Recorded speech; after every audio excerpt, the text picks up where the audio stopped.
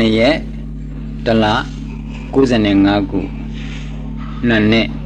Yangomu Moko Patana Diazin and Lungas in Piamboy Pajujidwe Kamtana Saria Saro Rumatara Shintumia Hocha Ato Kananya Ditipio Padisa the Mupatina Diaro I Diabe Matia Diabe Longinji Piajan Goromia G. Lusandaro Divi Piataro Mugere Itama Kandaro Nigusia Lobi Turu Tunu Kandanya this side Soma Dore Jesus Shemoko Sierra Pia Ubanidia Uteta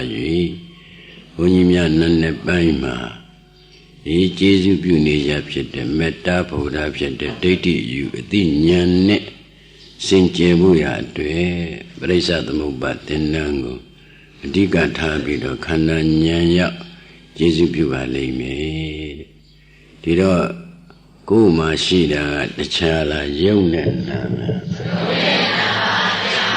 La Manda Yijiva the Punido the Garamari Yonan Piazza and Boko Shilla and the Chala Dekaya Detila Shida Yonan at the Bogu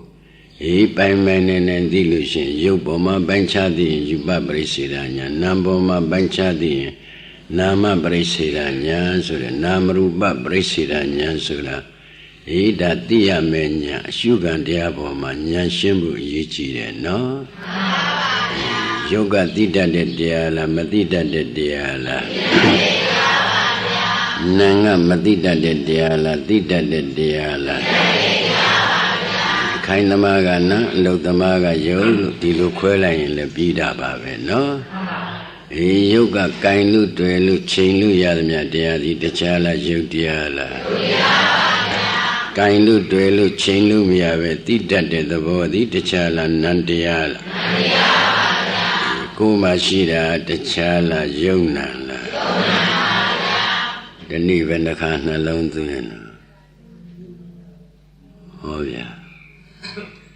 Shida Madi Meshida she looked at her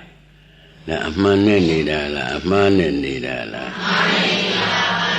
Lavi Amane Ni, Amaru Doya Ram Shidi, a believer Lupa Mala. Dajang, Batama, Loda Badimeha, he Didi Vizikisa, Dila Baramata, Pere Sura, Amala Yabi, Amala Yautoyim Shit, Loda Van TV, Draga Nagayanda, Tenyam. Temenya Punyania, Kanya Shanya Messi, Daja, a sugar diabo, Shema, Shunyanga, Bang Bang 99, Somza Chechana, a sugar diaga, Seta Nuba Nashila Yonam, Wina Nuba Nashula Yonam, I ain't got to know of your Kaya Nuba Nashula Yonam, Damanuba Nashula Yonam, or Shua Mave, Eddie Shuaman Yama, go and Nalum. Tu Biora Diva Mala Dajang Yoga the Boga, Kemara the Bo, Nunya the Boa, the Chala, Batui Dalla Kozire the Bo, Yuzire the Boa, the Chala, Abodalla Taukan the Bo, Loshare the Boa, the Chala, Wayo Dalla Ure the Bo, Ire the Boa, the Chala, Tizo Dalla Dajang Yi Limi Daji Liva Sura the Chala Yudiala Nandamagala Ayungu Nuta de the Bo, Tita de the Bo, the Chala Nandamala Koshi Yonango Kunyane Wiban Naimada Li Koshi Kudime Koshi Kumadi the Chana Nidala Wizana Nidala Wizard the outer for He came with a shit that Lumizuna, always absent, and Nale Barabe, Datile, Barabe, Daja, Poniru the Garamari, what than the other Shalom, Koshi, Komediga, Lulu, Nabe, Jamabe, Boko, that was low lad. Koshi Biao with a machine, she loaded to it, and go to the Shara. Naya Yala. Go down the meeting to Shara. Kanshalu Yaro Gai, Luin Sana Biela. Yo, Shaluya and Piama. Who say now? Shaluya and Gosana, the Bula Bula. Lavia Mashido let down there, Shido le. Da Baruzo, nothing, 2, 10, 13, the meeting, came on to net. Mashido let down there, the Shido let Jonjaya. Pedoma Edelu Mishiba wood. Camaro Shidelu Edetin. Shidelu Budama Bosura, no. Mashidelu Aduasai Tawila, Shidelu Aro, a blind Sangwaradiga, Mialaro, Shidre Shichin later. Tajao, Shidole, Mashidole down there, Shidole, Jonja, Shido down there, Kamatu Kanikala. Mashido down there is a Kamatu Kalikana, Shido Jonja is a Adakilamatana, down there is a Lova, Jonja is a Moka, Davin Vechimia Ijamushi. Nangamero Sharp, we are a Guma, eat it, Yosu. Oh, well, ship you thought. Was under me shallow for you, didn't they, Mila? Below Yamadin. To pay along Mandalusa Jaminia. Gongam Yamoji and Dubisala, Shimu, you are there. That the dainty low you are no. Ada go where Machinello. Melissa Jayana, I nappy the Jaga. Do the Bondugo Jilu, do season Tower Bida. The Jat don't jing the chow, don't send the chow your boy. Later, Lord, and do more, and do be piano. That means, Lova Gisa, better of your beauty and she. Machine Gisa look, Maulu, your Edibugu, the Belubio. I'm not aware of your I'm not a Gandam.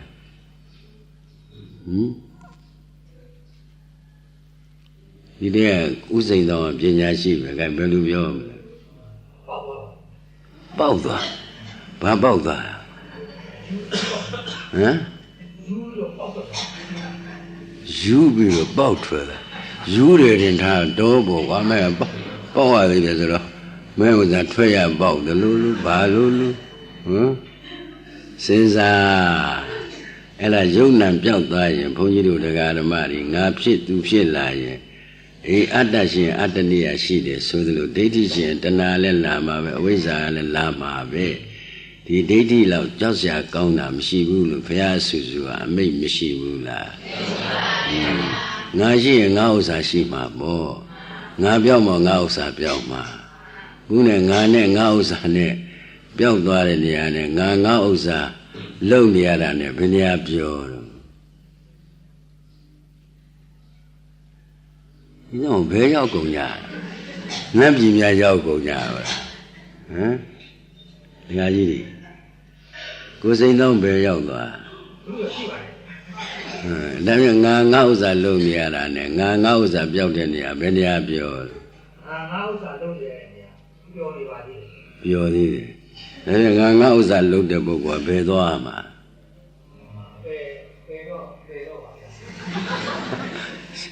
He says if you are 1 minute, baby, Jojo Lana Mabioane. Since I Punido the Garmer, Payapuna Matiara, no? You get the 1 9 of the book. Can you not chella and Kanabandabaya? You got the one Nanga. You go you back Kanalum Kovula. He Naliba Jara, Widina Kana, Dinya Kana, then Kare Kana, Winyane Kanda. Oh, Yoga dua Paubiana the Wodiasua, Yok, Kanzamu the Wodiasua, Wirana, Madamu the Wodiasua, Dinya, Pubiamu the Wodiasua, Tenkara, Timu the Wodiasua, Winye. Tahave Shida, Yona Chelaidole, Kanangabaga, Wirana, Kanzame, Dinya, Mame, Tenkaraga, Pubium, Winyanaga, Time. Do the ma she the Vogu, do Dilu she and the ma deity. Do she the Tamada about Madilu she, oh, young Aloyan, the Chala, Tekaya deity. We're not Aloyan, the Chala, Tekaya deity. Inya Tenkara Winyangunga Loyan the Chala Teka Ditila Teka Ditishin Semazo the Tatra Ditila Malaula Yamazo the Osira Ditio Malaula Oh Dajon Teka Ditishin Chosan about the Diti Chilimehi Dajon Teka Diti Pubi and Tatra Osira Peame Sema Tatra Piama Osira Peame Zoro Khanda ngāပါးသဘောသိရင်ကိုပဲအလွန်အေးချမ်းမှုရပါတယ်ဟုတ်လားလူချင်းမှုသဘောပေါ်လာတာဩဒါဝေဒနာခန္ဓာရဲ့သဘောပဲသာမသမီးမှာခင်မောမှာခင်မောမှာမှဩဒါတင်ညာသဘောပဲသွားဖို့စီဆိုလာဖို့စီဆိုတိုက်တွန်းတဲ့သဘောကသင်္ခါရခန္ဓာဘယ်နဲ့မဆိုကျုံမသိတာမရှိပါဘူးလို့ပြောတာဝိညာဉ်နဲ့ခန္ဓာဓမ္မကတော့ဓမ္မအရှိတိုင်းပြောတယ်ဓမ္မအရှိပြောတာကိုဓမ္မအရှိတိုင်းမသိရင်Gai khanda shi ne nyanti ne gai di la. Khanda shi ne nyanti ne magai da ha. Ku khanda wa deya wo ma ku wa nyan ne thongda lo la ma thongda lo la. Nyan ne ma thongda yin khamya ru khanda wo ma kilita ne la du ni da mya de. Da jaung bhunji ru dagara ma ri di thekkaya daitti shi yin phit. Be phaya ma be li ba luat de lo ma ho bu no. Ubwali down saying my children, the sharp, who ya suja, soundja, duja, mijara. Kai boa than the Shaloma, Kamaru, a bay out there in Piante and Trace Hambo. Trace Hanga Nibido, Nayazan, a Piantuavia, a bay libo. Di Luba Piamiaro. Di Lutana, di Lutisa, or the Siagon, the go town line and Yanane. Kurai Kananya, Jinjan, Juza, Atoame, Kesa. No son Kuyan Diana, Piana, the Guasiadama, Buzon 9 Pinsingandi and go to Bali, Doma, alone Jagger, Tongua, Kumyabula. Yara, Lord, those are lonely, Kai, Kamaru, the Chajaula, Teka, Diti Jaula. Taja, Akudu Mania, do jump shit now, Gudu Mandamia. Neighbor Myoda, do jump, Lupiale, Hole, do Jesus and Sarah of Yale, Mame Shula. Buduzana, Limbia Janema, Didi Chaja, Soma Bida, not alone, no poet. Don't wear Myondai, Bondalai, don't yet Sunya, Muma Chamber, Bullian Downy, the Miga, Vicos in Bondo Conway. Dwindling long night, young tightly, my winner, there, Julie, the game allowed to the Maui. Now no cover, Pamban Lali, Sadaku, Tansuga, Bodu Bone, a Gongwenda, Thing a Dama, Yonena, Wayam, Pesi, Mount Duji Jap, Me set up ya, Bedo Cow, Lonza, Yemi, Ni, a Soma Baba de Edi, the Kamaru, Lulogalem, Junet, Naloga, Jama Logale, the Datia, do also need a Davi, Didi also need Bishopman, the senior, Tandia, Beliva boy, Noyame. Bishopman, the Chanda Jene, Tandia Male, a same genus, no option. The Lujanda Pichi, Didi Pio on Chusaba. Babu Lesoro, Toba Budaga, Payadia Nade. Payadia, Sawani Nabi, Nadiana, Yankana, Lelaido, Todava Mativula. Dodavan teeth out of the Jaga, Lusambi, hey, Toba Buddha, Memoani, Najaranari, Lended Taipu, me, Payamo, Bresa the Muba, Mopul, Piova La Lusura, me and I Lucietilla, Nga Lujanda, Quad. Oh, Numa, Turogon Yaranari, Taradila, Tuda Saga, Hiriudaba, Pinyasune, Turogon Yaranaria, Makemula. Mukayaro shallow lessamara, Chanda Lula, Muelula. To the Fogina Neptima, Jetim, she will obtain no. Kamyaro Lujanda Pitchin, Turogon Yarana came on low. Yarana Sia, do Medila. Tomaji Meiji Jamada, Saint Say we are an Ogafia we are an a very child. Tivajiri Kamyaro away Aramo without Nini. Nado wearamo, Camaruma, Miazum wear and lessocally to Quemashida. Uma simple hide that the color Saint Cesar Nera Mamove. Right? Saint Say we are an Ogafia we are a very child. Duru, you know. တကယ်ဝိချင်ရတယ်ဟိုကောင်းငယ်မော့ကြည့်လိုက်ရင်ရွှေမှုမှုရွာချင်းရွာလာမှာဟမ်ခင်ဗျားတို့ဒါကြတော့အစ်စ်ကြိုက်တယ်အဲယရဏအတုနဲ့အစ်စ်ဘယ်တည်းကမှချမ်းသာမှာလားဟိုအတုကခင်ဗျားတို့မရှိတော့တောင်းတရတယ်ရှိတော့ဘယ်တော့အေးတာအစ်စ်ကတော့တခါလေအမေလေးသူ့ရတဲ့တရားလေးနဲ့သူစိတ်ကိုကြည်နူးပြီးတော့ခုမှပဲအေးပြီးတော့တယ်အပေလေးပါငရဲမီငိမ့်လို့ငရဲဥသိမ့်ပြီးတော့သူတည်းကနေနိဗ္ဗာန်ကူရတော့မယ်ဆိုတော့ခင်ဖုံနဲ့အစ်စ်နဲ့အတူပဲရင်ကြိုက်တယ်ပါဇက်ကပြောတော့အစ်စ်ပျောက်သွားတာဘာဖြစ်လို့ပျောက်သွားတာပြောမှဖြစ်မှာတပည့်ရင်းနေဒီဘုန်းကြီးကလည်းဒီကနေ့90နှစ်ဆိုတော့တော့ဟောနိုင်လားလို့ခန္ဓာကိုယ်အကြောင်းကျိုးညီညွတ်တော့ဟောနိုင်တဲ့လောက်ပေါ့လေနှစ်ဒီပါရီပိုင်းခြားရင်သတ္တရဒိဋ္ဌိဖြစ်မှာဆိုပါသေးတယ်ဟောတဲ့ပုဂ္ဂိုလ်ကသတ္တရဒိဋ္ဌိဖြစ်နေနားတဲ့ပုဂ္ဂိုလ်ပဲဆင်မလဲဟုတ်တယ်မဟုတ်လားဒီတော့ကိုယ်စိန်တောင်းလေ60ရောက်နေပြီခုအတုနဲ့စစ်ဘယ်ရင်မင်းကြိုက်တယ်ဒါနဲ့စောစောပြောတော့ပြောတော့မင်းမင်္ဂလာစုံပွဲတွေပါလိပြောနေလာပြီမင်းထိုးတယ်ကွာအတုကြိုက်လို့လားအစစ်ကြိုက်လို့လားလာပြီအတုကြိုက်တာမင်းကကြိုက်တာလားဒိဋ္ဌိကကြိုက်တာလားဒိဋ္ဌိကအတုကိုမှသူအစစ်ထင်တာအစစ်ကြတော့သူလက်မခံဘူးမဲ့ခင်တရားအစစ်ကိုသူကြတော့လက်ခံရလားလက်မခံဘူးမနဲ့အာထုံညနေရတယ်ညနေအာထုံမနဲ့ရတယ်လို့ဘောဓိယဇာကုမာရမင်းသားကိုဘုရားကကွာမင်းတို့ဆရာကောင်းသမကောင်းနဲ့ဤကောင်းလားမှန်တိုင်ကျင့်လို့ကိလေသာတာဈာမခုနဲ့ကွာမနဲ့အာထုံညနေသောတာပန်တည်တယ်ညနေအာထုံမနဲ့သောတာပန်တည်တယ်အဲအစီရဖို့ကအချိန်ပိုင်းခြားရှိတယ်ခင်ဗျားတို့အတုကအချိန်ပိုင်းခြားလည်းမရှိရတော့လေပိုးပြီးတော့တော့လိုချင်သေးတယ်မရတော့လဲလိုချင်တာပဲဒီတဏှာကိုဒီတဏှာဒိဋ္ဌိကိုမနိုင်တဲ့အတွက်ဘဝတန်ပြန်တစ်လျှောက်လုံးမှာဘုရားကြီးကင်းကသဲမုံများပွင့်ညာဆိုလဲအစ်စ်ပြီးပြီမဲ့ကျွတ်တော့အတုမေတ္တာနဲ့ပဲမဲ့ချင်လို့မေတ္တာလားဒီဒိဋ္ဌိမပြုတ်လို့မေတ္တာလားဒါဖြင့်ဒီဒိဋ္ဌိလောက်ကြောက်စရာကောင်းတာရှိရလားမရှိဘူးနော်ဘာသုဘဗုဒ္ဓထောက်လေဟိုက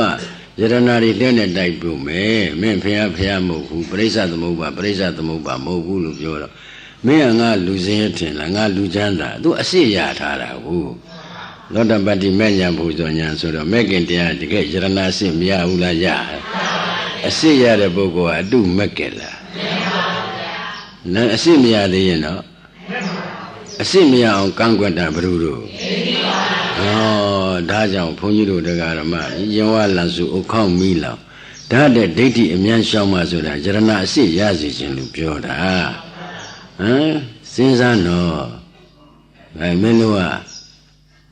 ကဲတင်ရှင်ကြိုက်တာလားကဲတင်နိပိတာကြိုက်တာလားစောထွတ်သီတိချမင်းဖြီး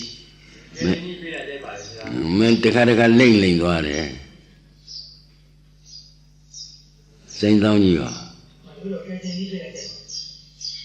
ကြိုက်တယ်လှုပ်ယူပါဆိုတော့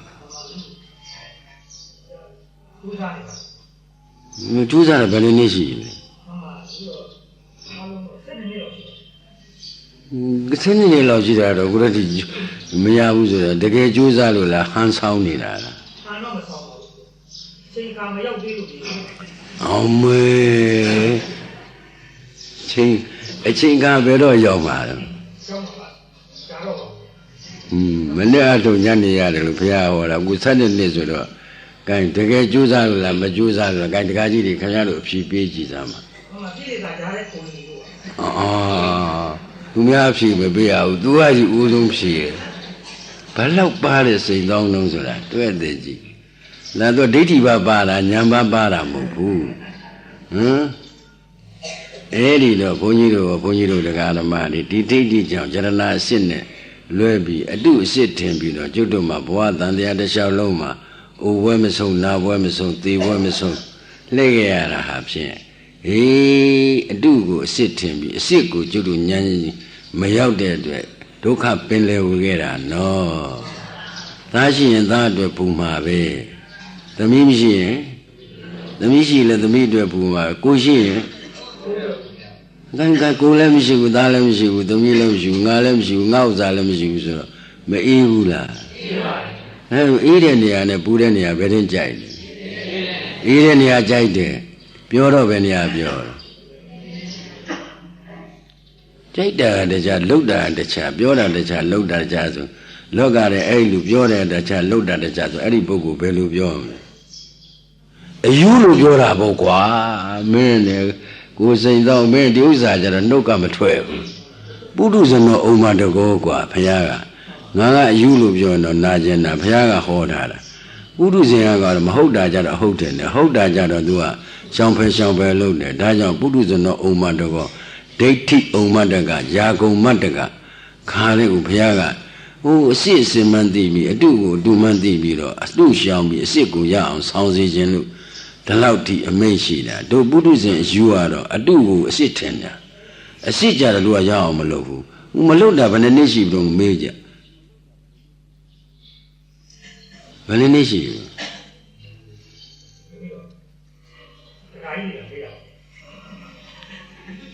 ဆိုင်တဲ့လူကဖြေဖို့ကွာစဉ်းစားအချိန်ပိုင်းပဲရှိတော့တယ်ခင်ဗျားတို့ခန္ဓာတစိတ်ကဲနောက်စိတ်မလာရင်ဘာဖြစ်မလဲခင်ဗျားတို့ခုရှားထားတဲ့ပစ္စည်းဥစ္စာဘုံဆိုင်ယရနာကိုယ်ပိုင်ယရနာမဟုတ်ဘူးတကယ်ယရနာအစစ်ကမှမဲ့ခင်တရားမှာယရနာအစစ်ခင်ဗျားတို့လောကီယရနာကဘုံဆိုင်ယရနာအဲ့ဒါဆိုရင်ပြိတ္တာလည်းဖြစ်ဦးမယ်ဗျဟမ်ဟိုအပင်လေးပါရောက်မှာရှင်းမရှင်းရလားဒါဖြင့်ဒိဋ္ဌိဖြုတ်ခံပြောရတာနဲ့ဒိဋ္ဌိအပြည့်ပြောရတာကခင်ဗျားတို့ဒိဋ္ဌိဒီဒိဋ္ဌိကအကြီးဆုံးယန္တုမှန်သိစေခြင်းလို့ပါခင်ဗျားတို့ကကြောက်နေတာယန္တုမျိုး၅ပါးကြောက်တာမကြောက်နဲ့ဘာမှမဆိုင်ဘူးခန္ဓာရှိရင်တွေ့မှာပဲဟုတ်တယ်မဟုတ်လားခန္ဓာစားတဲ့ရင်ဘယ်ယန္တုမျိုး၅ပါးဘာဘယ်လိုက်နှိမ့်ဆက်နိုင်သေးခင်ဗျားတို့စဉ်းစားကြည့်အဲ့ဒါကြောင့်ခန္ဓာရတဲ့အပြည့်လောက်ကြီးတာမရှိဘူးဆိုပြီးဘုရားကဒီခန္ဓာစွန့်ပြီးနောက်ခန္ဓာရတာအကြီးဆုံးအပြည့်တင်တာပဲဒီခန္ဓာစွန့်ပြီးနောက်ခန္ဓာမရတာမှအဲ့ဒါအပြည့်လွတ်တာဟိဆိုတော့ဒီခင်ဗျားတို့စဉ်းစားကြည့်အပေလေးပါခန္ဓာများဝန်ထမ်းရမယ်ဆိုရင်ဘယ်ချိန်တက်တာပါတော့ဘုရားကိုယ်တော်မြတ်ကြီးအလွန်ကြီးကျယ်တဲ့သဗ္ဗညုတဉာဏ်နဲ့ကြည်တာအပေဒုက္ခကိုငါဘုရားဖြစ်တဲ့နေရာစဟောကွာတဲ့ငါသာပြိဋိဘံစံသွားမယ်အပေဒုက္ခပြောလို့မဆုံးဘူးသံမြင်ညမထင်နဲ့တစ်ချက်တိမ့်သွားရင်မျောလင်းချက်မရှိဘူးနော်ဒါကြောင့်ဒီလိုအခါခွင့်မျိုးကြုံတော့မှသုံးတွေသာသနာထွန်းကြိုက်ခါဝဲတဘာမျက်မှောက်ကံကောင်းထောက်ယူတယောက်ထူးလိဖြစ်ပေသည်ဟုအတိနှလုံးဆွဲယူသုံးယူမြင့်ဆုံးမြင့်လှဤဘဝလွယ်ဒုက္ခနယ်တွင်ကျွန်းစင်းမှလွတ်ကင်းပေါ်ကလေးသစ္စာကိုယထာဘုဒ္ဓတိတိုက်လှပြီးခင်မလွဲသူဖြစ်ရကြသောလေးတွေပဲတဲ့နှောင်ကျူးတဲ၍မြုံမြဲမြုပ်အောင်နင့်ကိုဆောင်လိုက်အမောင်ကိလိမိုက်ကင်းတွေကိုစစ်မြေလာခန္ဓာ၅၌သုံးပါးလက္ခဏာမှတ်တိုင်ထူ၍ငါးစုဘုံမင်ဖော်တဲ့နှင့်စစ်ခင်းပြီးသောအောင်စီစောလဲမြို့တော်ဝန်ရာတိပဋ္ဌာန်ဟုလေးတန်တကဖွင့်သောအဖြစ်ရှစ်ပန်းမက်ကင်ဇလွယ်ဆင်၍ပလင်တပွဲဖိုလေးသွဲ၌စံပေနိုင်မှဒုက္ခနှင့်မှငြိမ့်လိမ့်သာသည်လို့ကျေးဇူးတော်ရှင်ဆရာတော်ဘုရားကြီးပုထုဇဏအလင်းပြကျမ်းထဲမှာအမျိုးမျိုးအဆုံးအမပေးခဲ့တာဒီဒိဋ္ဌိကိုပယ်နိုင်လို့ရအတွက်ဒီလူဘဝမျိုးရဖို့လွယ်တယ်ထင်သလားလူဘဝရဖို့တော့ဗြဟ္မပြည့်အာရဇင်ဒုပြည့်အာရဇင်ချရင်ထိဝရရှိတယ်မင်းတို့လူဘဝရဖို့ငါမမြင်ဘူးကွာဒါသူများဟောတာလားသဗ္ဗညုတဉာဏ်တော်ကြီးနဲ့ဟောခဲ့တာလားချင့်နေယုံလိုက်ပါနဲ့ဘုရားကဖြစ်ပြီးမှဟောတာအလုံးစုံသိပြီးတော့ဟောတာကလူဘဝရတဲ့အထက်မှာခမည်းတော်ကြည်စမ်းအခုဗုဒ္ဓဘာသာလူမျိုးဖြစ်နေတာဒီပြင်အဖေအမေဝါဒကဒီပြင်ဝါဒဖြစ်နေခင်ဗျဗုဒ္ဓဘာသာဖြစ်ဖို့လွယ်ပါမလားမလွယ်ဘူးနော်တကားကြီး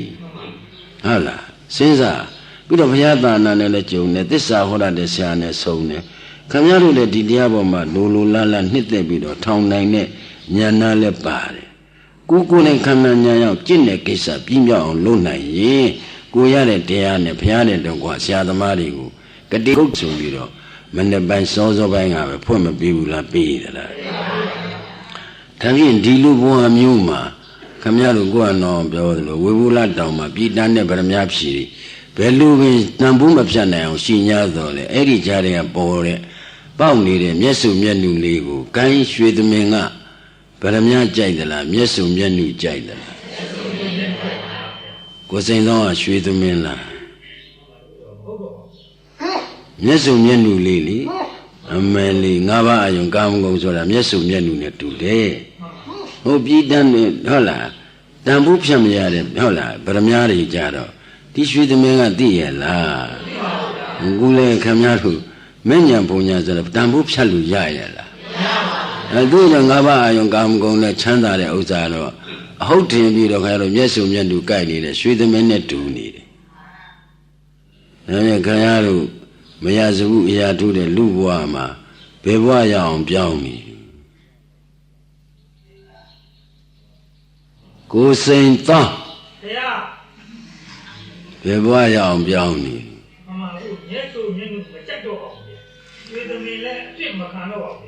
Mẹ, bữa đó bây ta được khôi chân gì? Thì bữa bây bề đoá ra, cái gì đi, tu đoá ra, bề đoá ra miền. Bữa vậy gì? Tôi bảo tiếp nhận lưu bề ra, mình bề bảo. Bề đoá ra miền. Chỉ được khai giống đứa quên là đã.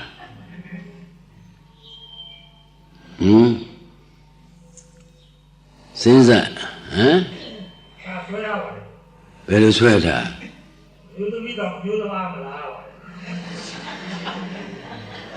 Xong nó mà vào bộ quá, lan nó mà tùy vụ là.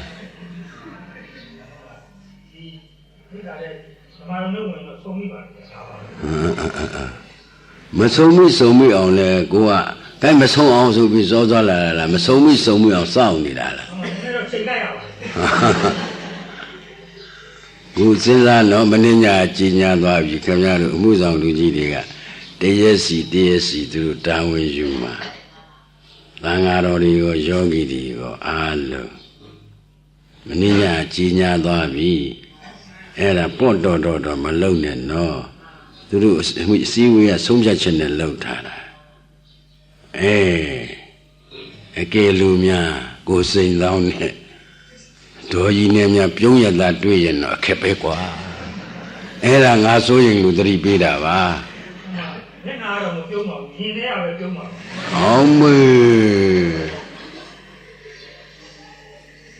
ပြုံးတာတော့မှသူကအပြုံးနှမျိုးကိုရင်ထဲကပြုံးတော့ဘယ်သွားမှာလဲ အပေသွားမှာကွာမဲဇုံလူသွားတော့မလို့ဖြစ်နေဒီတော့ဒီခန္ဓာ၅ပါးကိုသက်ကာယကိုဒိဋ္ဌိဖြစ်ရတာဂိုင်းခန္ဓာ၅ပါးဆိုတဲ့သက်ကာယကအကြောင်းတရားလားအကျိုးတရားလားအကျိုးတရားဒါဖြင့်ခန္ဓာ၅ပါးဖြစ်အောင်လုပ်တဲ့အကြောင်းတရားမရှင်းလို့အကျိုးတရားပေါ်မှာဒိဋ္ဌိကတ္တာပေါ့ဒါဖြင့်ခန္ဓာ၅ပါးဖြစ်အောင်လုပ်တဲ့အကြောင်းတရားကိုရှင်းရင်အကျိုးတရားခန္ဓာပေါ်မှာဒိဋ္ဌိအယူကတ်လို့ရပါမလားဒါဖြင့်ယုံနာခန္ဓာသိယုံနဲ့မပြီးသေးဘူးအာရဏသိယုံနဲ့လည်းမပြီးသေးဘူးဓာတ်သိယုံနဲ့လည်းမပြီးသေးဘူးကွာဟောဒီခန္ဓာဖြစ်ကြောင်းဖြစ်ကျိုးသိရမယ်လို့ကျေးဇူးတော်ရှင်ဆရာတော်ဘုရားကြီးကအမိတ်မရှိဘူးလားဒါခင်ဗျားတို့ခန္ဓာ၅ပါးလည်းသိတယ်ခန္ဓာ၅ပါးပေါ်ရ6ဌာနလည်းမသိဘူးလားသိပါဘူးခန္ဓာတိုက်တာပွင့်တာဆိုတာလည်းမသိဘူးလားဒီပြန်ချုပ်ရင်ယုံနာနဲ့ခန္ဓာ၅ပါးပဲနော်ဂိုင်းခန္ဓာဖြစ်ကြောင်းကအမျိုးမျိုးအယူဝါဒတွေကမရှိဘူးလားရှိတယ်ဟာတချို့ကဖန်ဆင်းရှင်ကဖန်ဆင်းတယ်ဆိုတော့ဒါဖန်ဆင်းရှင်ပဲပြောလို့ဖြစ်တယ်နော်တကုရှင်ကဖန်ဆင်းတယ်ဆိုတော့စဉ်းစားကြည့်အဲ့ဒီတကုရှင်ကြတော့ဘယ်သူကတည်ထောင်လို့ဆိုတော့လမ်းမဆုံးဘူးတကုရှင်ဆိုတော့လေပုဂ္ဂိုလ်ပေါ်နေတယ်ဒါဖြစ်ရင်တကုရှင်ကဖန်ဆင်းတယ်တည်ထောင်တယ်ဆိုတဲ့အယူဝါဒထဲမှာဒိဋ္ဌိနဲ့ဝိသိကိစ္စအသိဉာဏ်နဲ့ပြုတ်ပါမလားဗြဟ္မာကြီးကပေါပွားပြန်တယ်ဆိုတော့အဲ့ဒီဗြဟ္မာကြီးဘယ်ကစဖြစ်တုံးဆိုတော့လေဟောဗြဟ္မာဖြစ်ကြောင်းမရှင်းတော့ဝိသိကိစ္စဗြဟ္မာပေါ်နေတော့ပုဂ္ဂိုလ်ပေါ်နေတော့ဒိဋ္ဌိအယူစင်ပါမလားဟိုသိပ္ပံနည်းကနေပြီးတော့ဒါဝင်ဆိုဘုသူတို့ကရေးတာမြောက်ကနေပြီးတော့သက်ဆင်းလာတယ်လင်ပေါင်းပေါ့ဗျာတန်းချီပြီးတော့သူတို့ဘယ်လိုနည်းနဲ့တွက်တယ်တော့မသိဘူးပေါ့ မြောက်ကနေသက်ဆင်းလာတယ်ဆိုအဲ့ဒီမြောက်ဘယ်အစဖြစ်တော့မသိပြန်သိပ္ပံဆရာတွေလည်းနော်ဟိုလကဘာပေါ်တာသူတို့သွားချီချနိုင်တာဒီခန္ဓာဖြစ်ကြောင်းကြတယ်သူတို့သိတာမဟုတ်ဘူးဝိရတိအယူဇာလိုက်ရှာတော့နှစ်ပေါင်းဘယ်နှသန်းကဟုတ်လားအကျိုးတရားတော့သိပါတယ်အဲ့ဒီခန္ဓာဖြစ်ကြောင်းကြတော့သူတို့ဉာဏ်ထဲမှာဘယ်လုံးမှဖော်လို့မရဘူး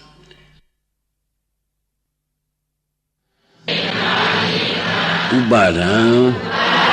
ကံကြောင့်ယုံနာပေါ်အပင်မမျိုးမျိုးမပင်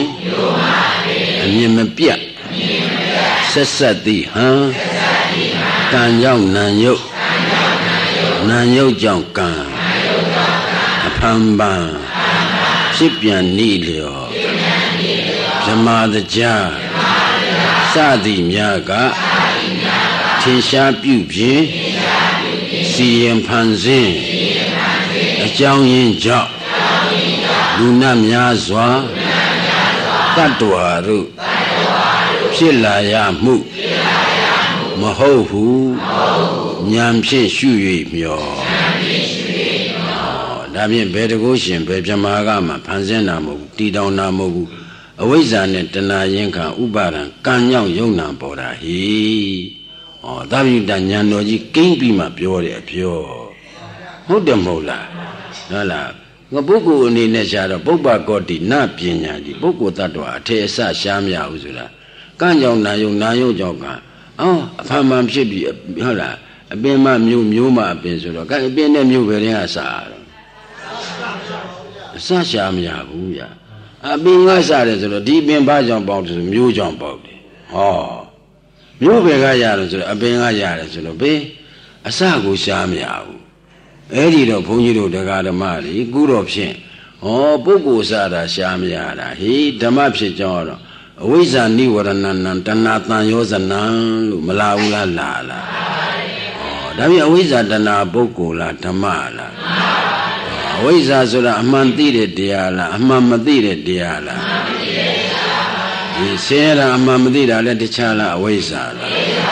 ဆင်းရဲဖြစ်ကြောင်းအမှန်မသိတာလည်းတခြားလားအဝိဇ္ဇာလား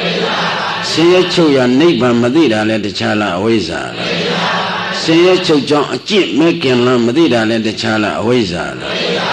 ဂိုင်းဒီအဝိဇ္ဇာရှင်အဝိဇ္ဇာပစ္စယအမှန်မသိဘဲနဲ့ကိုယ်တော့ကုသိုလ်သင်္ခါရလည်းမလုပ်ဘူးလားဘုံဘွားလည်းဆုမတောင်းဘူးလားဒီကုသိုလ်သင်္ခါရလုပ်တာပုံညာပြီးသင်္ခါရဘုံဘွားဆုတောင်းတာကအပုံညာပြီးသင်္ခါရဒါကြောင့်ကျေးဇူးတော်ရှင်ဘုဂုတ်ဆရာတော်ဘုရားကြီးအဝိဇ္ဇာကိန်းတဲ့ပုဂ္ဂိုလ်ဟောဒီသင်္ခါရဆိုတဲ့ဘယ်ချီညာချီမလှမ်းဘူးလားလှမ်းလားကိုင်းလှမ်းလိုက်တော့သင်္ခါရပစ္စယဝိညာဏဆိုတာတခြားလားဇာတိလားဘယ်ခန္ဓာရဇာတိကစတာပဲဟုတ်တယ်မဟုတ်လားဒါဖြင့်ပရိစ္ဆေသမုပ္ပါနဲ့ကြည့်လိုက်တော့ကိုင်းပုဂ္ဂိုလ်ဖြစ်စဉ်ပြောက်ပြီးဓမ္မဖြစ်စဉ်ညာရောက်တော့ဖြစ်စီတဲ့အကြောင်းကလည်းဓမ္မဖြစ်ပေါ်လာတဲ့သင်္ခါရပစ္စယဝိညာဏဆိုတဲ့ပရိသေတွေကလည်းဓမ္မပဲကိုင်းဒီပရိသေတွေဖြစ်တယ်ဆိုတဲ့ဝိညာဏပစ္စယခင်ဆင့်ပါတယ်လို့နာမရူပံယုံနာပဲရှိတယ်ဘယ်လိုယောက်ျားမိန်းမပုဂ္ဂိုလ်တ attva ပြင်မဲ့ကြမှာခမရတို့ဖောက်ပြန်ပြီ तू ကယောက်ျား तू ကမိန်းမतू ကလူ तू ကနတ် तू ကဗြဟ္မာဆိုတာဒီပရိစ္ဆေသမုပ္ပါမသိတော့ဆိုင်းပုတ်မျိုးမျိုးချိတ်နေတယ်အမှားတော့နာယုတ်ပဲရှိတယ်နာယုတ်ရှိတဲ့ပုဂ္ဂိုလ်မှာနာမရူပပစ္စယသလာယရဏဆိုတဲ့ဆလာယရဏစက္ခုသောတာခန္ဓာဇင်ဝကာယမနမျက်စိနာနှာခေါင်းလျာကိုယ်စိတ်ဆိုတဲ့အတွင်းအာယရဏ6ပါးမပေါ်ဘူးလားဟောတာဖြစ်ရင်ဟုတ်လားသလာယရဏရှိရင်သလာယရဏပစ္စယဖတ်သောစက္ခုတံဖတ်တာသောတာတံဖတ်တာခန္ဓာတံဖတ်တာဇင်ဝတံဖတ်တာကာယတံဖတ်တာမနောတံဖတ်တာမျက်စိနဲ့ဆက်နဲ့တွေ့တာတခြားလားဖတ်တာလားနားနဲ့အသံနဲ့တွေ့တာတခြားလားဖတ်တာလားလာထိုးလိုက်ကြပါစို့မနောနဲ့ဓမ္မယုံနဲ့တိုက်ဆိုင်တာတခြားလားဖတ်တာလားဖတ်တာရှိရင်ဖတ်တာပစ္စယမျက်စိနားနှာခေါင်းလျာမှာဥပေက္ခဝေဒနာမပေါ်ဘူးလားကာယကိုအကြည့်ရုပ်ဆံပြချေတဲ့ပြရေချောက်ချန်လဒုက္ခဒုက္ခမပေါ်ဘူးလားဝိနည်းကြတော့သောမနတဒေါမနတဥပေက္ခမပေါ်ဘူးလားဒါခမများတို့သိတဲ့ဝေဒနာမဟုတ်ဘူးနော်ဖျားပွင့်လာမှသိတဲ့ဝေဒနာခမများတို့သိတာက ဟုတ်လားဝင်းမြောက်တဲ့ကိုလိုကြရင်ဝင်းမြောက်တဲ့ဒုက္ခဝေဒနာပေါ့ဗျာအလိုမကြရင်ဒေါမနတဝေဒနာဒီပြင်အချိန်မြင်ကမတ္တကြာကမတ္တနာကမတ္တစားကမတ္တဒါဥပိ္ပခဝေဒနာပေါ်နေကိုယ်ပေါ်မှာခုလိုအေးတဲ့အခါထွေးထွေးနွေးနွေးဝဲတော့ဒုက္ခဝေဒနာမပေါ်ဘူးလားပေါ်ပါဘူးဝိနေတဲ့ကြားတဲ့လေးအေးလေးကဝန်တက်လိုက်တော့ဒုက္ခဝေဒနာလည်းမပေါ်ဘူးလားပေါ်ပါဘူးဒါဖြင့်ဘယ်ချိန်ဝေဒနာကင်းတော့ဒါပရိစ္ဆသမုပ္ပါနီးနဲ့ပြောရင်နာယုတ်သလာကြရဏဖတ်တဝေဒနာကိုင်းရှင်းအောင်ပြောတော့ယူကခန္ဓာဝေဒနာခန္ဓာသင်္ကြခန္ဓာသင်္ခါရခန္ဓာဝိညာဉ်နဲ့ခန္ဓာဆိုတာအတူတူပါပဲဟုတ်တယ်မို့လားဒါဖြင့်ပြစ္ဆုတ်ပံခန္ဓာဖြစ်ကြောင်းမူလကောင်းဆောင်ဘုရုတို့ကိုင်းကိုဝရတဲ့ခန္ဓာကတော့ဒီအကွက်နဲ့ကြည့်လိုက်တော့ဘာသစ္စာတော့ဒုက္ခကဆင်းရဲတာသစ္စာကအမှန်ဆင်းရဲတာသာအမှန်ရှိချမ်းသာတာမရှိဘူးဆိုရင်တော့ဉာဏ်ပုံမှာပေါ့ဆင်းရဲတာမသိလို့ကိုင်းရတဲ့ကိုယ်ဘဝလေးကိုตายရနေရင်ဝေနာပစ္စယတဏှာဆိုတာငါးပါးအယုံကာမဂုဏ်တတ်နေတဲ့ကာမတဏှာရောက်ရဘဝမှာကိုယ်ဘဝလေးကိုခိုင်မြဲခြင်းနဲ့ဆိုရင်တတ္တရဒိဋ္ဌိကိုရတဲ့ဘဝလေးမကျေနပ်လို့ဒေါသဖြစ်နေရင်ဥစ္စေရဒိဋ္ဌိဒါဝေနာပစ္စယတဏှာဆိုတာကာမတဏှာဘောဝတဏှာဝိဘောဝတဏှာလို့ဓမ္မစကြာမှာမလားဘူးလားကာမတဏှာဆိုတာယူပါယုံတတ္တယုံကန္တာယုံရတ္တယုံဖုတ္တပါယုံ၅ပါးအာယုံကာမဂုဏ်ကိုတန်းတင်တဲ့တာကိုကာမတဏှာဘဝတဏှာဆိုတာရတဲ့စည်းစိမ်ဥစ္စာနဲ့အချွေရံနဲ့နေရတာမသိရှင်သေးပါဘူးဆိုတာဗာဒိဋ္ဌိတို့သတ္တရဒိဋ္ဌိကိုယ်ကလည်းကျမ်းမာရေးမညွတ်သားတွေသမီးတွေကလည်းထော်လောကန်းလာစီးပွားရေးကလည်းလုံတိုင်းအစင်မပြေတော့မြန်သိရင်အေးတာပဲဆိုတာဗာဒိဋ္ဌိတို့ဒါဖြင့်ဒီတဏှာထဲမှာတဲ့လောဘသတ္တံဒိဋ္ဌိကတသံပြုတ်တံလို့သင်္ကြန်ဆရာများဆိုထားတယ်။ဂိုက်တဏှာရှိရင်တဏှာသူဘာကျေစုပြုမလဲဥပါဒံကဘာကျေစုပြုမလဲဓမ္မနိယမဓမ္မနိယတာဆိုတော့တရားပဲကျေစုပြုမှာပေါ့ပုဂ္ဂိုလ်တော့ပဲဖြစ်မလဲဒီတော့ကံလို့ရင်ကမ္မဝိပါကတလို့ပဋ္ဌာန်းကလာတာကာမဘဝပစ္စယပါတယ်လို့ဇာတိဆိုတာကုရမယ်ခန္ဓာလားအနာဂတ်ရမှာလားဒါဖြင့်အနာဂတ်ခန္ဓာဖြစ်ကြောင်းမူလသူများလားတဏှာလားပြစ္ဆုတ်ပံခန္ဓာဖြစ်ကြောင်းမူလသူများလားအဝိဇ္ဇာလားဒါကြောင့်မူလနှစ်ဖြားဆိုတဲ့ဒီအဝိဇ္ဇာတဏှာသည်ခန္ဓာစဝန်းကြီးကိုတခါတည်းလှဲ့မပေးဘူးလားအဝိဇ္ဇာကောင်းဆောင်လိုက်တော့ပြစ္ဆုတ်ပံခန္ဓာပေါ်တယ်ရတဲ့ပြစ္ဆုတ်ပံခန္ဓာပေါ်မှာတဏှာနဲ့ตายရလိုက်ရင်အနာဂတ်ခန္ဓာမပေါ်ဘူးလားပေါ်ပါဘူးတိုက်เสียမရဏနဲ့ကြုံတော့သိခြင်းနဲ့သိရတာလားမသိခြင်းနဲ့သိရတာလားမသိခြင်းနဲ့သိရရင်သောကပရိဒီဝဒုက္ခဒေါမနတဥပါယတမလာဘူးလားအာသောချုပ်တဲ့ပုဂ္ဂိုလ်မှလာတာလားအာသောတရားရှိတဲ့ပုဂ္ဂိုလ်မှလာတာလားဒါကြောင့်အာသောသမှုတရားဝိဇ္ဇာသမှုတရားဝိဇ္ဇာပစ္စယပြန်မဝိုင်းဘူးလားဝိုင်းသွားဒါကြောင့်တန်တရားအဝိုင်းပြေးတယ်ဆိုတာဘုန်းကြီးတို့တရားဓမ္မတွေသစ္စာသိလို့လားမသိလို့လားသိလို့ပါအမှန်တရားကိုသိလို့လားအမှန်တရားကိုမသိလို့လားအမှန်တရားမသိအောင်ကာကွယ်တာသူများလားဒိဋ္ဌိလားဒိဋ္ဌိပါဟေးအဝိဇ္ဇာထဲမှာလည်းဒိဋ္ဌိပါတယ်နော်ရှင်းရောရှင်းရလားဂိုင်းဒါဖြင့်ခန္ဓာဖြစ်ကြောင်းမူလအဝိဇ္ဇာတဏှာသာဖြစ်တယ်ပဲတကူရှင်လည်းမရှိဘူးပုဂ္ဂိုလ်တ attva လည်းမရှိဘူးလို့ဂိုင်းပိုင်နိုင်ဆုံးပြနိုင်ရင်တခြားသေးတာလားဝိသိကိစ္စသေးတာလားဓမ္မကဓမ္မတာတည်တော်မှာပေါ့ပုဂ္ဂိုလ်ဖြစ်အောင်လုပ်ရပါမလားဥဒုနိယမဗိဇနိယမဓမ္မနိယမကာမနိယမလို့နိယမတရားကြီး၄ပါးမရှိဘူးလားအေးကလပဲမျိုးစီကကလပဲပင်ပေါက်မှာပေါ့စဘာပင်ပေါက်လို့မှမရပဲစဘာမျိုးစီကလည်းစဘာပင်ပေါက်မှာပဲကလပဲသီးလို့ဖြစ်ပါမလားဒါဗိဇနိယမဥဒုနိယမဆိုတာအကိုင်းခင်ဗျားတို့ခုအခါချွေးထွက်ချင်အောင်လုပ်လို့မရဘူးဗျာအေးနေတဲ့ခါကိုဟုတ်လားတိတ္တိဆိုလွန်ခဲ့တယ်ဟုတ်မတ်လို့ဧပြီတို့ကြတော့တခါအုံနာတိဆိုကလွန်ခဲ့တာတော့တခါတည်းကိုတော်ကြိုင်းတော့ရင်ချွေးစည်းတွေကိုကြာနေတာပဲဟုတ်တယ်မဟုတ်လားဒီဇောတကပြုတ်ပြင်တယ်လို့လည်းမခံရဘူးလားကာမနိယမဥဒုနိယမဟောပြီးတော့ကြတော့ကာမနိယမဆိုတဲ့အတိုင်းကံကပြုတ်ပြင်တာတမီဝင်နေညီရင်ကိုမောင်းရင်နမ တရားကောင်းတရားနင်းဆင်းပြီးမွေးလာတာအကျိုးပေးခြင်းတူရဲ့လားဒီဖိနဲ့ဒီမြေမွေးတာပဲဖိနဲ့ကြောင့်သူ့ကြတော့ပြည့်စုံတယ်သူ့ကြတော့မပြည့်စုံတယ်သူ့ကြတော့ပညာရေးပြည့်စုံတယ်သူ့ကြတော့ပညာရေးကချို့တဲ့တယ်ဆိုတာဒါခင်ဗျားတို့စဉ်းစားကြည့်ကာမနိယာမဟုတ်တယ်မဟုတ်လားဥရုနိယာမပိဇနိယာမကာမနိယာမဓမ္မနိယာမกว่าတယ်ဟောဓမ္မကတည်တောင်းတာกว่าဝိဇ္ဇာတဏှာတိဟုသောဓမ္မကတည်တောင်းလိုက်တာဟောအဲ့ဒီတည်တောင်းလိုက်လို့ခုခန္ဓာမပေါ်ဘူးလားပေါ်လားဒီเจ้าနဲ့ဒီကျိုးရှင်းရင်အဝိဇ္ဇာတဏှာဖြစ်ကြောင်းကြောင့်ဟောဒီခန္ဓာ၅ပါးပေါ်တယ်လို့ကိုဉာဏ်နဲ့မှဆုံးဖြတ်နိုင်ရင်အကြောင်းကိုရှင်းရင်ဝိသိကိစ္စမသိဘူးလားသိပါဘူးအကျိုးတည်တောင်းတဲ့ထက်မှာပုဂ္ဂိုလ်တ attva စိတ်သုံးတဲ့သဘောကိုဉာဏ်နဲ့ဆုံးဖြတ်နိုင်ရင် gain သက်္ကာဒိဋ္ဌိချုပ်ပြီးတမာဒိဋ္ဌိမကိမ့်ဘူးလားသိပါဘူးဒါသုလသောတာပန်သိဟုတ်ဗျာဒါဒိဋ္ဌိဖြုတ်ခမ်းမှာပင်ကျေးဇူးတော်ရှင်ဆရာတော်ဘုရားကြီးကဘေးသုလသောတာပန်ထိအတိညာကိမ့်အောင်ကတော့ဗျာအားလုံးပဲ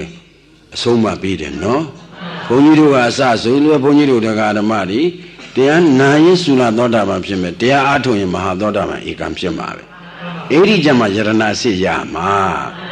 ဒါဒီတော့ဒီအကြောင်းချုပ်ရင်ဒီအကျိုးကတီးနေမှာလားပြည့်ရမှာလားခိုင်ရတဲ့သတ္တရဒိဋ္ဌိယူလို့ရသေးလားအကြောင်းရှိနေသည့်အကျိုးပေါ်မှာပဲဆိုတော့အကြောင်းနဲ့အကျိုးကတတ္တိသဘောဆက်ဆက်တဲ့သဘောရှိမရှိ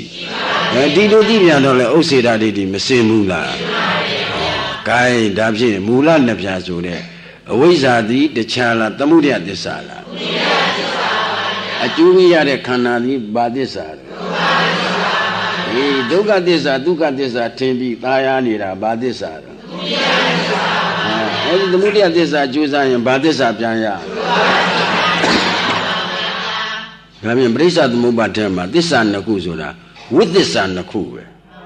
ဒုက္ခဖြစ်ကြောင်းကသမုဒယသစ္စာဖြစ်ပေါ်လာတဲ့အကျိုးတရားဒုက္ခကဒုက္ခသစ္စာဒုက္ခဖြစ်ကြောင်းနဲ့ဒုက္ခဖြစ်ကျိုးပဲလှည့်ခဲ့ရတယ်ဒုက္ခချုပ်ကြောင်းအကျင့်နဲ့ဒုက္ခချုပ်ရဆိုတဲ့နိဗ္ဗာန်ဆိုတဲ့နိရောဓသစ္စာကျုပ်တို့တသံတရားလုံးတစ်ချိန်မှမတွေ့ခဲ့ဘူးအဲ့ဒါကိုဖြစ်စဉ်သိလို့လားမသိလို့လားသိပါဘူးသမုဒယသစ္စာကျုပ်တို့အကောင်းထင်တယ်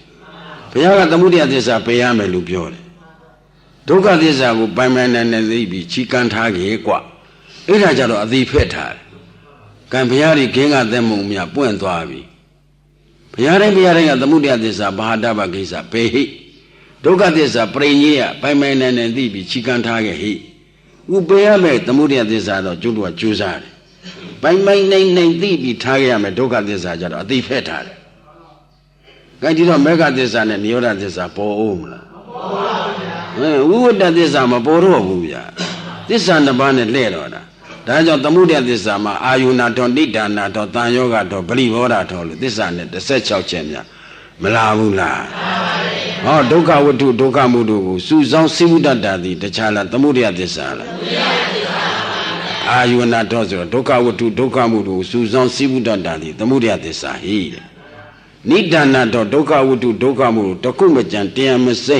အမြတ်တစီစောင်းနှင်းစေအပ်တဲ့တရားသည်တခြားလားသမုဒယသစ္စာလား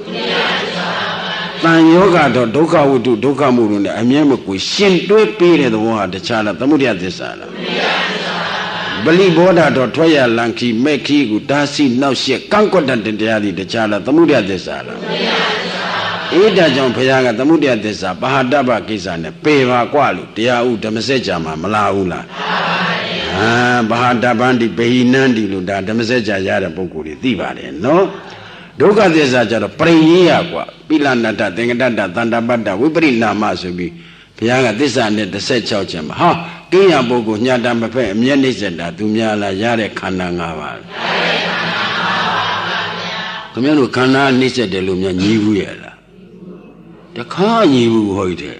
ဒါနှိမ့်စက်တဲ့သမီးနှိမ့်စက်တဲ့ခင်မောနှိမ့်စက်တဲ့ခင်မောမနှိမ့်စက်တဲ့ကျုပ်ကအရှာဝေကောင်းပါလေသူကအသုံးဖြုံးများတော့ကျုပ်လည်းမတတ်နိုင်ဘူးခေစင်ပြောဘူးလားဘောင်းကိုငုံချသွားတာခင်ဖုံးတို့ခင်ပါတဲ့လူတွေတော့ကြောက်စရာကောင်းတယ်နော်ယောက်ျားတဲ့လဲစိန်ပိုင်ကြောက်စရာကောင်းတယ်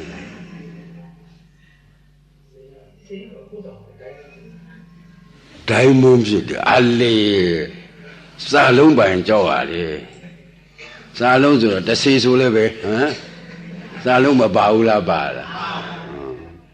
အစိမ့်သေးသေးတယ်ဆိုတော့လေ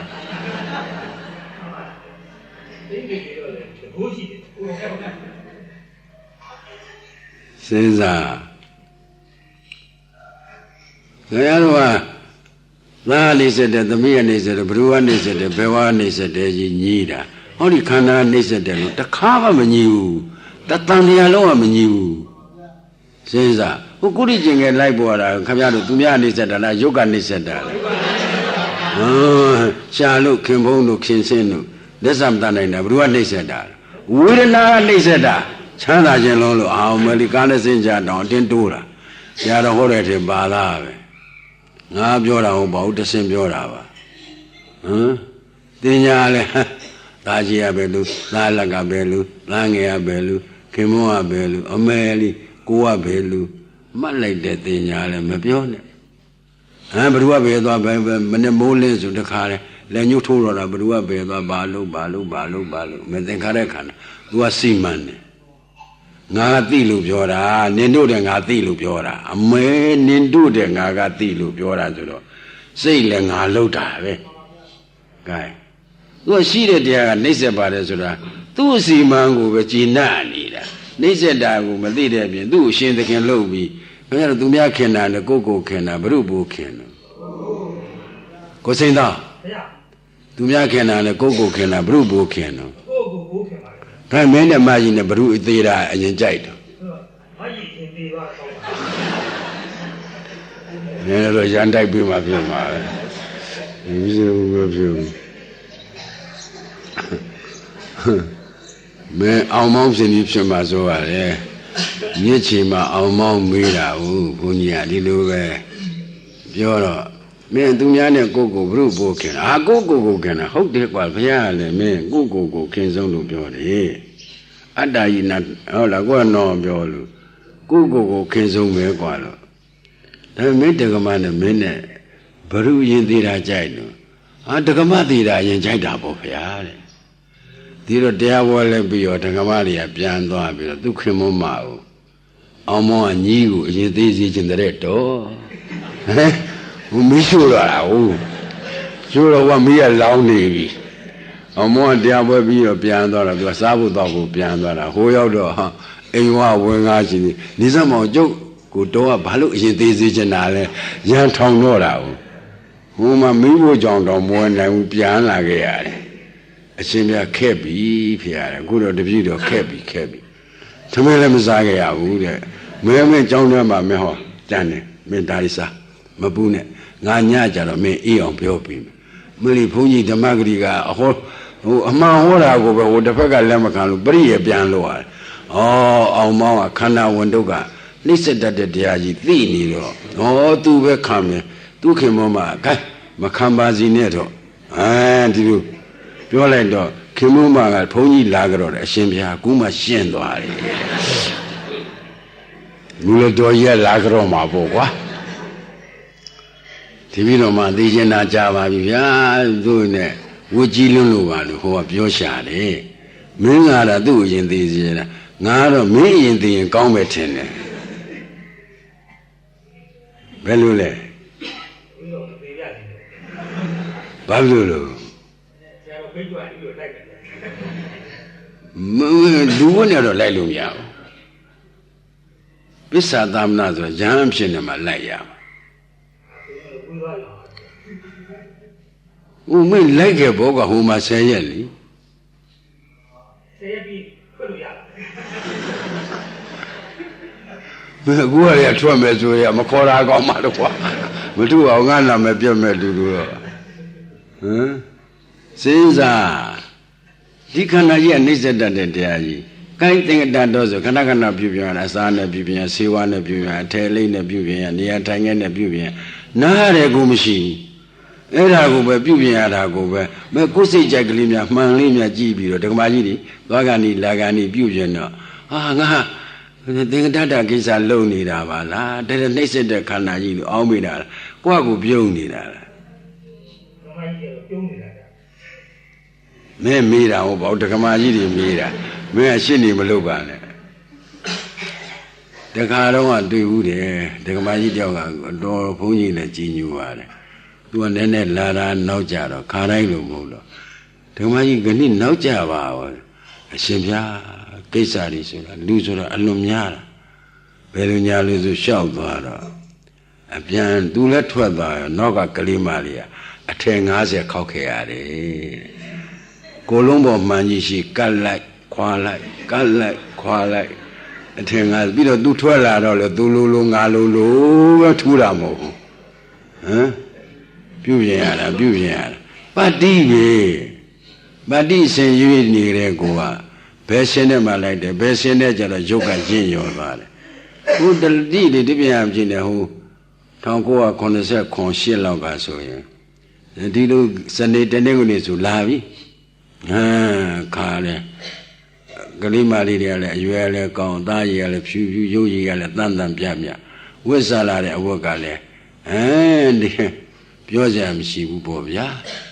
အဲ့တော့ဘေးကကလေးမလေးတွေကြည့်ပြီးတော့ဒီဝစ်စားလေးကိုင်းပြီးမဒီကောင်းလိုက်တာတကိုက်ဘလောက်ပေးရတော့ဘယ်မှာဝဲရတော့လို့မေးတော့ဗမာပြည်မှာမရှိဘူးအလေနိုင်ငံကြီးကလက်ဆောင်ပေးလိုက်တယ်ပေါ့လေပတ္တိကိုဂုံယူနေတာဗမာပြည်မှာမရှိဘူးဖြစ်တာဒီတော့ဒီခန္ဓာအပြစ်ကိုမမြင်ဘူးသူ့ပြုပြင်ရတာကိုဂျင်းနာနေလောဘမရတာလောင်လိုက်တာသူတော်ကောင်းယတနာကိုမကိန်းလူတလောက်ရှာမရတော့မဂျင်းနာတော့ဒေါသမရလောင်လိုက်တော့လေတော့ကြနှလုံးယောဂဖြစ်တာနဲ့စီးပွားရေးသမားတွေနှလုံးယောဂဖြစ်တာဘာမှလို့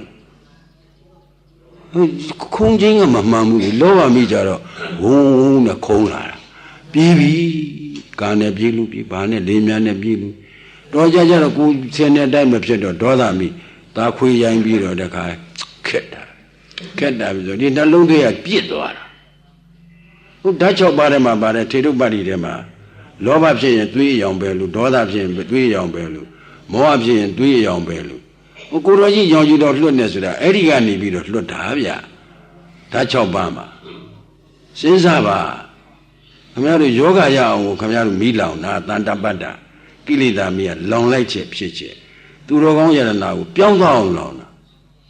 ဒါဝိပရိနာမတော်တယ်ဟောဇာမရဏကနေပြီးတော့ခင်ဗျားတို့အိုအောင်မင်းအောင်ရင့်အောင်ရောအောင်အာရင်ဗလားဆုပ်ရအောင်မလုပ်ဘူးလားအဲ့ဒါလည်းမသိဘူးနည်းနည်းအသက်ကြီးလာတော့ဒီလိုပါပဲအရေးလေးပါလေးတွန့်တာပေါ့ဟောဒီလိုပဲငါတော့ဇရာမီလောင်နေပြီဇရာမီမလောင်တဲ့ခန္ဓာဇာသိမ့်မှဒီဇရာမရဏသိမ့်မှဒီစိတ်မပေါ်အရေးတွန့်တာတောင်မှအခုပါတဲ့ကွန်ပေါင်းလုပ်တယ်ဆိုလားဘာဆိုလားဒကာကြီးတွေခင်ဗျားတို့သိမှာမဟုတ်ပါဘူးဒကမာကြီးတွေကသိတယ်ဘာလို့လို့ခင်စင်သိတယ်ခင်ဖုံးသိတယ်မင်းတို့လျောက်ကောင်းသိတယ်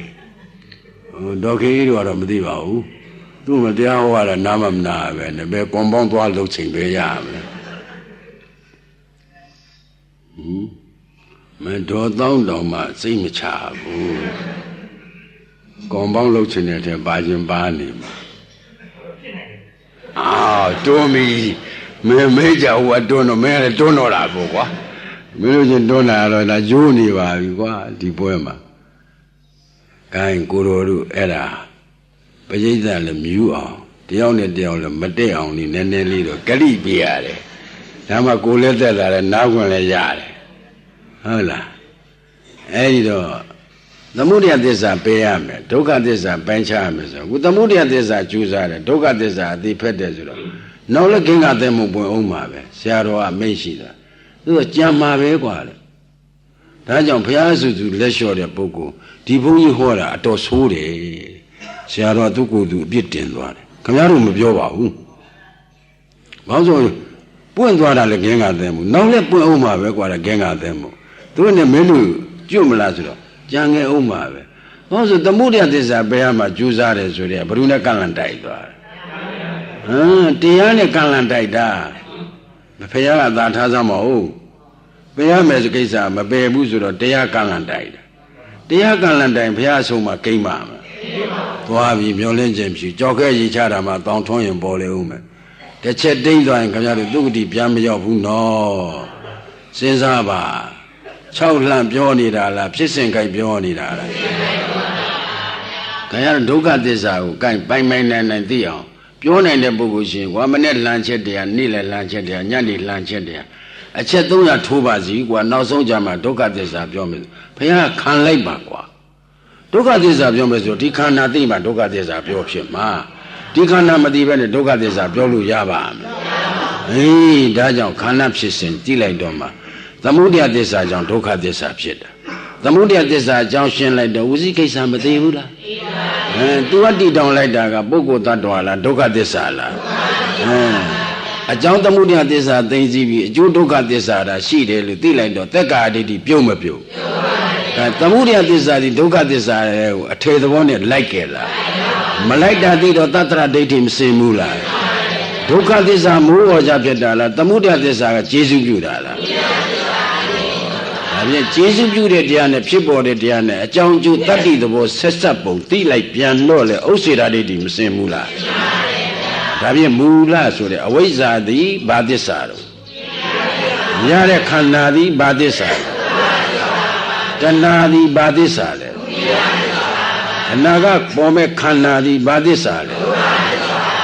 ဒါဖြင့်ခင်ဗျားတို့ဒုက္ခချုပ်ကြောင်းအကျင့်မေဃသစ္စာနဲ့ဒုက္ခချုပ်ရနိဗ္ဗာန်ဆိုတဲ့နိရောဓသစ္စာ